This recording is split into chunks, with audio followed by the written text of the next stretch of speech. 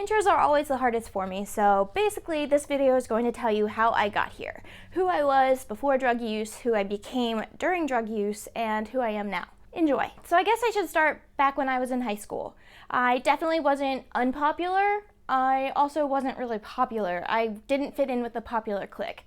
And I think I felt like I fit in everywhere, but also nowhere at the same time, as weird as that sounds. I had a group of really great best friends, but I was struggling really bad with my depression, and I just didn't fully relate, even to my best friend. I honestly felt like she wouldn't like me anymore if she knew who I was deep down inside, so I kept a lot of things buried, and that eventually caught up to me. I was the captain of the field hockey team, I had great grades, I was on National Honor Roll, I had so much potential. I heard that so much. I went to college for graphic design and didn't really like it. I love art and I love being creative, but I don't really feel that art is objective. I think it's subjective, and when you tell me what art is right and what art is wrong, you lose me. So I was struggling in my classes for the first time in my life. I had never struggled. I was always above average and I was used to that. So when I went to college with all the other slightly above average kids, I felt like I was drowning. Suddenly the thing that I had to hold on to, which was my intelligence, it didn't matter. My talent didn't matter. There were people way more artistic than me, way more intelligent, and I just really started to not like myself. I was in a crappy relationship, which I've been in crappy relationships for a very long time, you'll learn that, but I just didn't value myself. I put so much value on this outside thing, my relationship, and I cared more about that. And I defined myself by being in a relationship. I never took the time to really get to know myself because I think I was scared to be alone with myself. I was younger when I went to college. I was still 17. So that might have been a part of why I didn't adjust properly. Maybe I just wasn't ready. Well, I know I wasn't ready. So I dropped out of college and I moved home. And I was introduced to a new group of friends, a boy in particular, and the drug scene. And it was not what I expected. I'm not really sure what I expected because I was so uninformed, but I finally felt like I had a place, like I connected with people. And for the first time, I really felt like I was understood.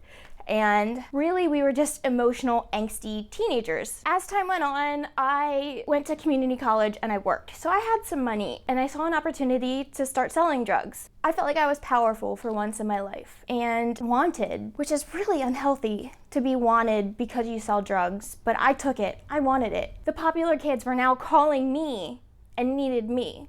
So it was a really unhealthy dynamic, but it felt really good. It gave me this rush of power and adrenaline on top of the fact that I was using drugs and getting surges of dopamine. The pleasure center of my brain was going crazy.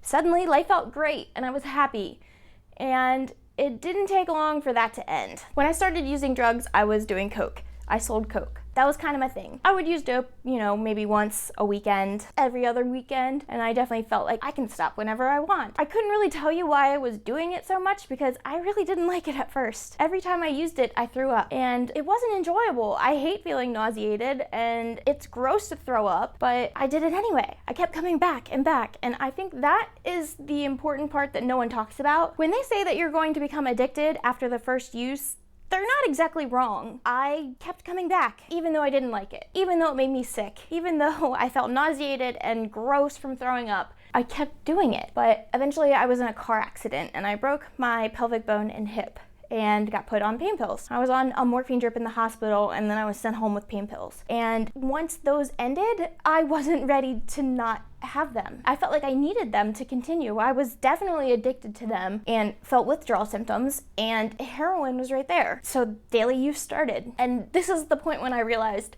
that I couldn't stop. I wasn't able to just stop using because I wanted to. I was definitely addicted and aware of it, but I didn't ask for help. I was so afraid to ask for help, and I also didn't want to. I didn't want to give up that feeling. I didn't have a life. I wasn't anybody.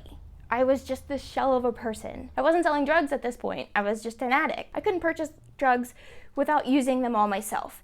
So there was no opportunity for me to resell them because my habit was so bad. I became friends with my dealer. I'd known him for a while, but he needed a place to crash. And I had my own apartment. So I said, by all means, come stay with me. And I got free drugs. It was great. I thought everything was gonna be perfect. You know, I finally figured out how to have this habit work. I didn't have to steal. I didn't run the risk of getting arrested because I'm not selling drugs. But I was wrong. I told him to never let anybody come into my house, you know, never sell to anyone in my house, but apparently they didn't listen when I was out of town. And one of our friends told on us. He did an undercover buy for the cops. I got home one night with my boyfriend. I was eating Taco Bell, just chilling on my bed, and all of a sudden I hear this boom. They broke in my front door. I didn't really know what was going on because I was in the bed or in the bedroom, and suddenly I'm surrounded by cops and they're screaming at me and they're pointing guns at us and they throw us on the floor, which really sucked because I was still dealing with the broken hip thing. That was it. I got arrested for a conspiracy. So I got arrested for letting someone sell drugs out of my house. And now I have a felony that will stay with me forever. I did an intermediate punishment program, which was work release, house arrest, 5 years parole. I can go into that more in another video. I say that I started my recovery the day I went to jail because I think that recovery begins the moment you try to stop using drugs. The moment you try to build your life without drugs. So has it been perfect since then? No.